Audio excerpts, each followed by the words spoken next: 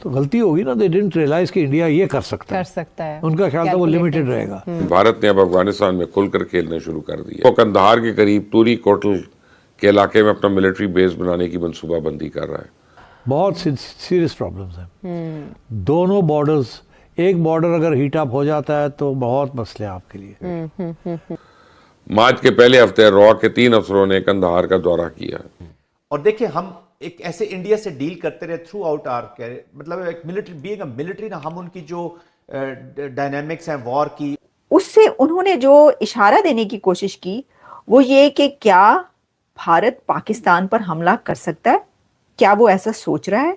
अब they want and they से India is a hard state, BJP is a hard state जो India जो कुछ कर रहा है। जबकि इंडिया इस वक्त इंतहाई ताकतवर मुल्क बन चुका है। पहले तो let me make a fundamental statement कि जी Pakistan is in the war.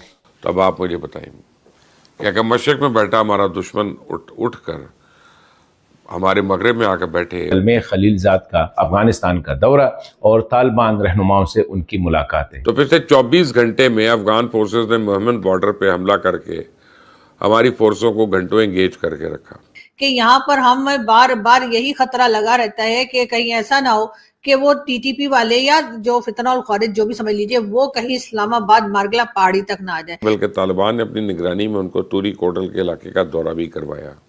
और अगर वो दूसरे के साथ तीसरा को मिल जाता है तो उसके भी हैंडल करनी। तो it's a very difficult and dangerous game. जय हिंद, जय भारत दोस्तों। जैसा कि आपने वीडियो में देखा कि भारत अपना अफगानिस्तान में मिलिट्री बेस बनाने जा रहा है, इस बात से और वहीं ट्रंप ने अपना दूसरा कार्यकाल संभालने के बाद ट्रंप का भारत में अपने राजदूत को भेजना परेशान करने वाला नहीं था। लेकिन भारत और अमेरिका के रिश्ते काफ़ी मजबूत हैं। जैसे ही ट्रंप ने अपना अफगानिस्तान में अपना तालिबान से बातचीत करने के लिए राजदूत भेजा, पाकिस्तान में हाय तौबा मच गया। तूरी कोटल के इलाके में अपना मिलिट्री बेस बनाने की मनसूबाबंदी कर रहा है। मार्च के पहले हफ्ते रॉ के 3 अफसरों ने कंधार का दौरा किया। रॉ के इन तीनों अफसरों ने कंधार में तलबा के या तालिबान के कमांडरों से न सिर्फ तवील मुलाकातें की बल्कि तालिबान ने अपनी निगरानी में उनको तूरी कोटल के इलाके का दौरा भी करवाया। क्या होने जा रहा है या क्या हो सकता है, इसके ऊपर नजम सेठी साहब ने जो बात की है उससे उन्होंने जो इशारा देने की कोशिश की वो ये कि क्या भारत पाकिस्तान पर हमला कर सकता है, क्या वो ऐसा सोच रहा है, क्या हालात ऐसे आगे बन सकते हैं, क्या पाकिस्तान इसके लिए तैयार है। ये सब बातें उन्होंने की। मैं इस जो उनकी डिस्कशन है इसका थोड़ा सा हिस्सा आपके लिए चलाऊंगी, लेकिन पहले क्योंकि ये लंबी गुफ्तगू है उनके पूरे प्रोग्राम की जो वो समापन करते हैं उसके अंदर, लेकिन मैं पहले आपको ये बताना चाहती हूँ कि इसका बैकग्राउंड क्या है, जो वो ये बात कर रहे थे ये क्या है।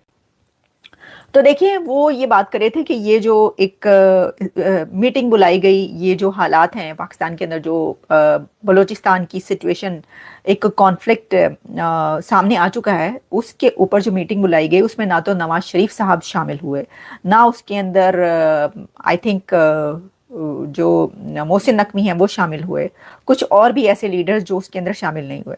इमरान खान तो ऑब्वियसली वैसे ही नहीं हो सकते शामिल क्योंकि वो जेल में है, और पीटीआई के उनकी पार्टी के और भी लोग शामिल हैं। तो वो ये डिस्कस कर रहे थे कि भाई ये जो हालात हैं तो इसमें सबको शामिल होना चाहिए था या नहीं होना चाहिए था, या क्यों सब एक टेबल पर नहीं आए। तो उसी में गुफ्तगू करते हुए आगे चलकर उनका ये कहना था कि जब ये जो भी पिछले आप देख लें कई सालों में जो भी मामलात हुए, उस दौरान जब इमरान खान की हुकूमत थी तो उस वक्त जब ऐसे हालात पड़े दोनों कंट्रीज के बीच, कड़े हालात, तो जो खान जिस वक्त प्राइम मिनिस्टर था उसने ये देखा कि भाई जब इस्टेब्लिशमेंट की एक लाइन सामने आ जाएगी तो जो वो फैसला करेंगे हम भी वही फैसला करेंगे।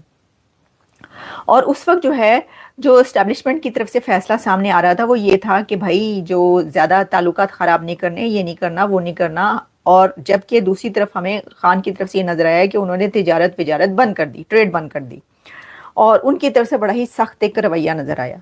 अच्छा, मुझे ये भी याद है कि वो तो ये भी हुआ था ना अभिनंदन के वक्त, कि उन्होंने तो कहा था कि और क्या मैं हमला कर दूं, मैं क्या करूं, यानी वो कहा गया था कि उन्होंने बड़ी बैलेंस एक स्पीच की है और उन्होंने कहा है कि भाई ठीक है जो होना था, अब दोनों हमने मामला जो है सुलझाने हैं।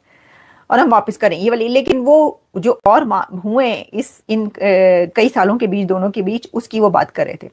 अच्छा, अब उनका कहना ये है कि जो उन्होंने अपने मुंह से ही सब कहा जो मैं आपको बता रही हूँ। नजम सेठी साहब ने फरमाया कि जो पाकिस्तान इल्जाम लगा रहा है भारत पर कि ये जो बलूचिस्तान के अंदर हो रहा है इसकी सरपरस्ती इंडिया की तरफ से की जा रही है, जो पाकिस्तान के अंदर हमले हो रहे हैं, दहशतगर्दी हो रही है, टीटीपी जो कुछ कर रही है और उसके अंदर जो है जो ये बलोच लिबरेशन आर्मी कर रही है, तो जो उनकी तरफ से कहा जा रहा है कि भाई ये इसके पीछे कोई इनको बैक कर रहा है, इनको कोई फंड दे रहा है, इनको पैसा दे रहा है, या ये किसी की सपोर्ट इनको शामिल है। और उसमें ऑब्वियसली आपको पता ही है कि जिस दुश्मन कंट्री का नाम लिया जाता है, जो कि वो कहते हैं एक नैरेटिव, तो उन्होंने कहा ये जो बात कही जा रही है, लेकिन इनको ये ख्याल रखना चाहिए कि हो सकता है कि आगे चलकर आपको भारत से बात करनी पड़े। यहाँ पर हम बार बार यही खतरा लगा रहता है कि कहीं ऐसा ना हो कि वो टीटीपी वाले या जो फितनौल खारिज जो भी समझ लीजिए वो कहीं इस्लामाबाद मारगला पहाड़ी तक ना आ जाए। वैसे मेरा घर उसके आसपास है तो प्लीज